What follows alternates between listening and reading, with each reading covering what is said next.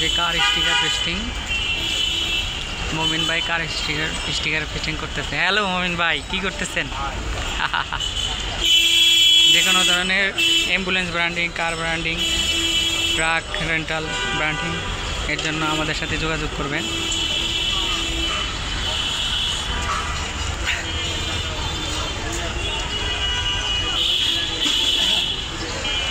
Sticker লাগানো হচ্ছে logo সহ, লগো সহ স্টিকার।